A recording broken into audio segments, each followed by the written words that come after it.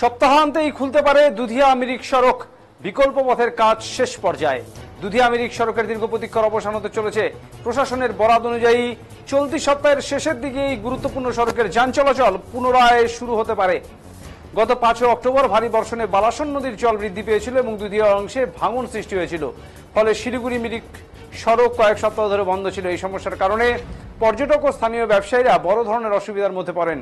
স্থায়ী সেতু সংস্কারের কাজ এখনই সম্ভব না হয় প্রশাসন বিকল্প রাস্তার মাধ্যমে ছোট যানবাহনের চলাচলের ব্যবস্থা করছে। গত 15 দিন ধরে দুধিয়ার বালাসন সেতুর উপরে হিউম পাইপ বসিয়ে বিকল্প পথ তৈরির কাজ জোর কদমে। প্রশাসনের তথ্য অনুযায়ী আগামী মঙ্গলবারের মধ্যে রাস্তার মূল অংশের কাজ প্রায় শেষ হবে। মাটি ফেলে রাস্তা শক্ত করা হবে এবং পরীক্ষামূলকভাবে ছোট যানবাহনের চলাচল শুরু করা হবে। মিরিক পুরসভার প্রশাসক LN রায় জানান, দুধিয়ার মাধ্যমে মিরিক ও শিলিগুড়ি যোগাযোগ দ্রুত স্বাভাবিক করা আমাদের প্রধান লক্ষ্য।